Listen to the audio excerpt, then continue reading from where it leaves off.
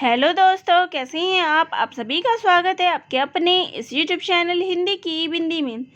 तो दोस्तों, अभी हम आलोचक और उनकी स्थापनाओं के ऊपर जो है चर्चा कर रहे हैं। तो मैंने आप सभी को आचार्य रामचंद्र शुक्ल जी के बारे में, हजारी प्रसाद द्विवेदी जी के बारे में और नंद दुलारे वाजपेयी जी के बारे में बता दिया है, उनकी स्थापनाओं के बारे में कि उन्होंने साहित्य के क्षेत्र में जो है, आलोचना के क्षेत्र में अपनी क्या क्या स्थापनाएं की है, अपने क्या क्या योगदान दिए हैं। आज जो है हम रामविलास शर्मा के बारे में जो है चर्चा करने वाले हैं कि इन्होंने जो है साहित्य के क्षेत्र में क्या क्या योगदान दिए हैं, इनकी क्या क्या स्थापनाएं हैं। तो बाकी जो पिछले वीडियो के लिंक है वो सभी आपको डिस्क्रिप्शन बॉक्स में दे दिए जाएंगे।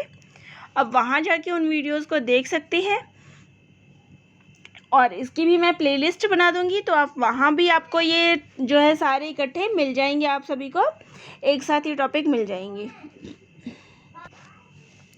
तो यूपीएससी का जो सिलेबस है उसके अंतर्गत जो है इस जो प्रमुख आलोचक हैं, तो यूपीएससी का जो सिलेबस है उसमें जो है प्रमुख आलोचक और उनकी स्थापनाओं के बारे में बताया गया है। तो कुछ आलोचकों के नाम हमें दिए गए हैं, हमें उनकी स्थापनाएं पढ़नी है। तो इसमें हमें रामविलास शर्मा भी पढ़ना है, बाकी जिनके जिनके पढ़नी है मैं सारी स्थापनाएं आप सभी को करवा दूंगी। तो चलिए इस पर चर्चा करते हैं। तो रामविलास शर्मा जो है प्रगतिवादी आलोचक है, मार्क्सवाद के समर्थक है। तो इन्होंने जो है प्रगतिवादी आलोचनाओं की बात जो है इन्होंने की है। तो इन्होंने जो है प्रगतिवाद की जो है आलोचना जो है की है रामविलास शर्मा जी ने, और ये जो थे मार्क्सवादी समर्थक के रूप में जाने जाते हैं। वर्ण भेद के आधार पर समीक्षा करने वाले आलोचक। तो इन्होंने जो है अपनी समीक्षा में वर्ण भेद को आधार बनाया है। हिंदी साहित्य को मार्क्सवादी सिद्धांतों पर परखने वाले समीक्षक। तो इन्होंने जो है हिंदी साहित्य में मार्क्सवादी सिद्धांत को जो है अपनी समीक्षा का आधार जो है इन्होंने बनाया है। हिंदी साहित्य को नव जागरण से जोड़ा। तो ये सारे पॉइंट्स जो है वो बहुत ही इम्पोर्टेंट है। लास्ट है हिंदी आलोचना को भाषाई रीतिबद्धता से मुक्त किया। तो इन्होंने जो है रीतिबद्धता, एक रीति जो तो काव्य में जो है एक रीतिबद्ध यानी कि काव्य लक्षण जो होते हैं उसको उन्होंने आलोचना से मुक्त किया है। तो यानी कि इसमें निष्पक्षता यानी कि जिस भी भाषा, स्वच्छंद भाषा के प्रयोग पर उन्होंने जोर डाला। तो ये सारे पॉइंट्स जो है वो इम्पोर्टेंट है। रामविलास शर्मा जी ने जो है साहित्य में क्या योगदान दिया है या उनकी क्या क्या स्थापनाएं रही हैं, उसके अंतर्गत ये सारे प्रमुख पॉइंट है, तो आप इनको ज़रूर देखिएगा। डॉक्टर शर्मा ने मार्क्सवादी सिद्धांतों के अनुरूप वर्ग संघर्ष एवं समाज में मानव की आर्थिक स्थिति को विशेष महत्व दिया। तो उनके सिद्धांतों में जो है वो रामविलास शर्मा जो है मार्क्सवादी समीक्षक थे। तो उन्होंने जो है अपने साहित्य में जो है वर्ग संघर्ष और समाज में मानव की जो आर्थिक स्थिति थी उसका चित्रण, उसके एक विशेष महत्व दिया है। डॉक्टर शर्मा यह मानते हैं कि साहित्यकार को वर्ग भेद पर आधारित समाज की पहचान होनी चाहिए।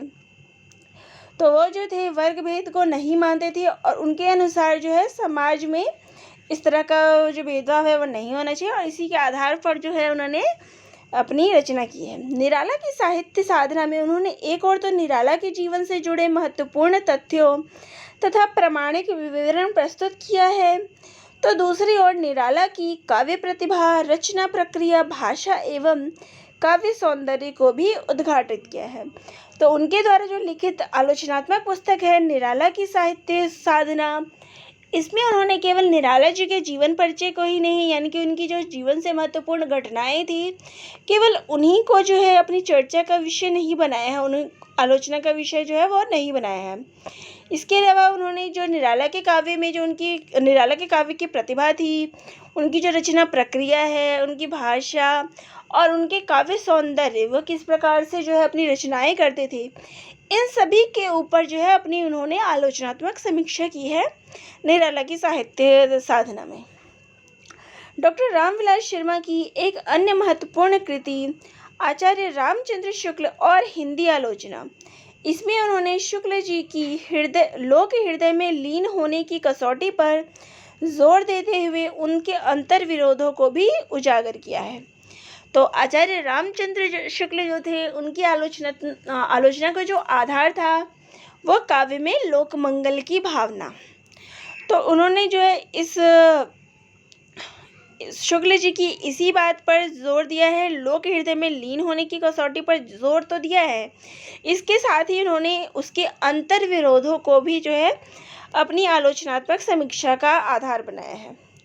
रामविलास शर्मा जी प्रारंभिक समीक्षा ग्रंथों में इनका तेवर आक्रामक रहा है, किंतु परवर्ती काल में लिखे गए ग्रंथों में वह आक्रोश नहीं झलकता।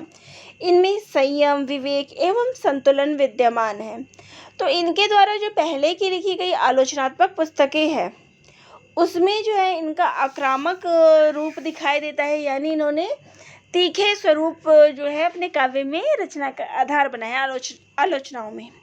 लेकिन बाद के जो इनके ग्रंथ हैं उसमें वह आक्रोश नहीं झलकता, उसमें संयम, विवेक और संतुलन आ गया है। नई कविता के प्रति रामविलास शर्मा का रुख नकारात्मक है, यानी वो नई कविता के पक्ष में नहीं थे। इस नकारात्मक रुख के कारण वे नई कविता के प्रति न्याय नहीं कर पाए हैं। तो वो जो है नई कविता के पक्ष में नहीं थे, इसलिए उनका जो रुख है इसके प्रति नकारात्मक ही है। इन्होंने उसके पक्ष में जो है अपने सकारात्मक विचार जो है वो नहीं दिए हैं, नकारात्मक ही दिए हैं।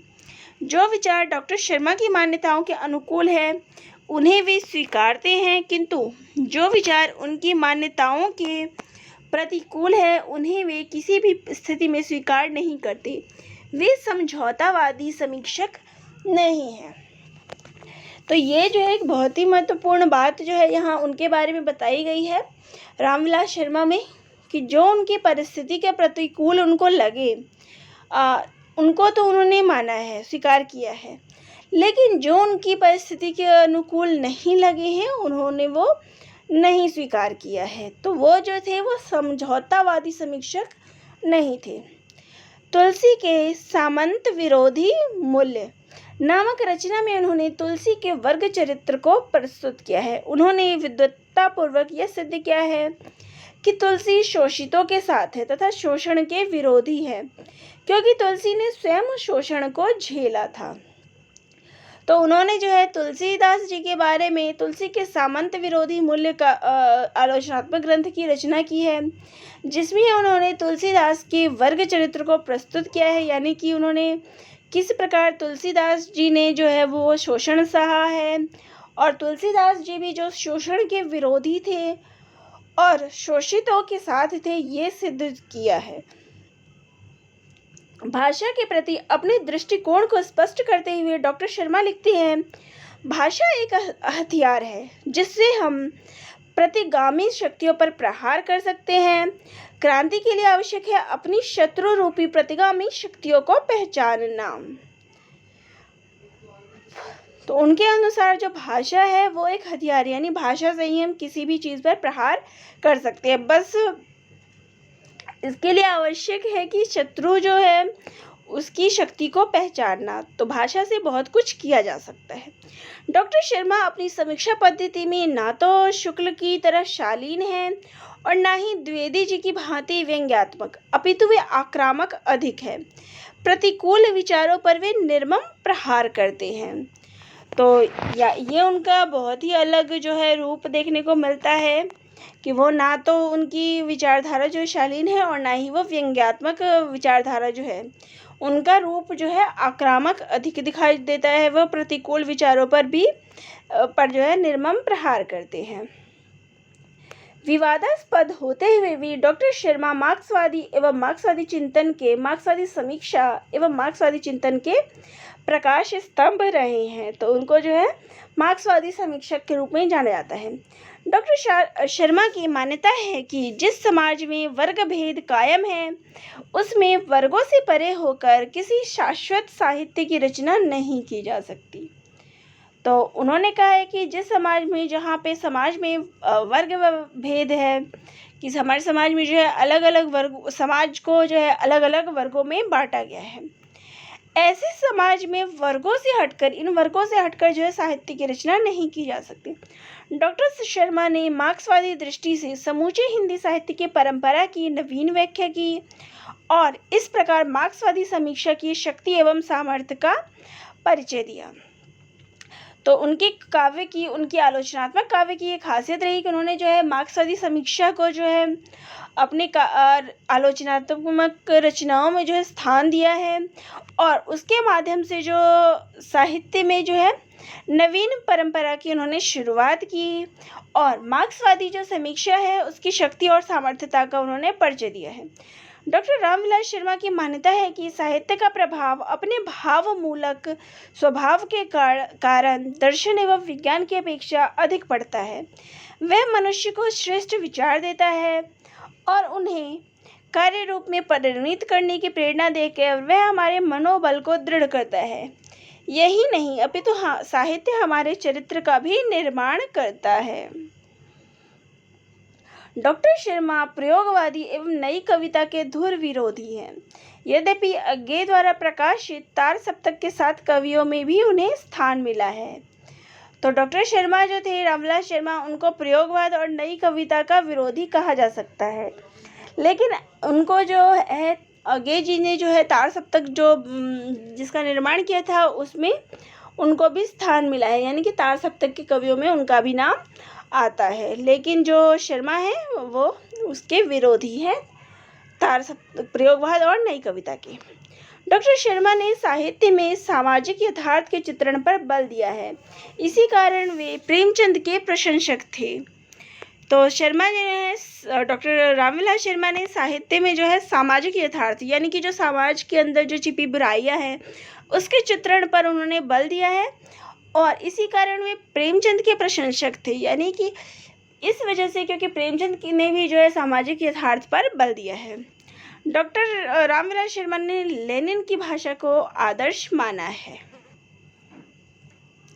तो दोस्तों ये था रामविलास शर्मा के बारे में, उनकी स्थापनाओं के बारे में विवरण कि उन्होंने क्या क्या काव्य के क्षेत्र में, आलोचना के क्षेत्र में जो है, सॉरी मैं बार बार काव्य बोल देती हूँ, तो उन्होंने जो है आलोचना के क्षेत्र में क्या क्या अपने योगदान दिए हैं, क्या क्या उनकी स्थापनाएं रही हैं, उसका वर्णन। तो आप सभी को कैसा लगा कमेंट बॉक्स में ज़रूर लिखिएगा। चैनल पे नए हैं तो चैनल को सब्सक्राइब ज़रूर करिएगा। अगर आपको भी किसी टॉपिक पे समस्या आ रही हो तो कमेंट बॉक्स में वो भी लिखिएगा ताकि अगला वीडियो जो है उसी पर बना सकूँ। तो दोस्तों आप सभी का बहुत बहुत धन्यवाद।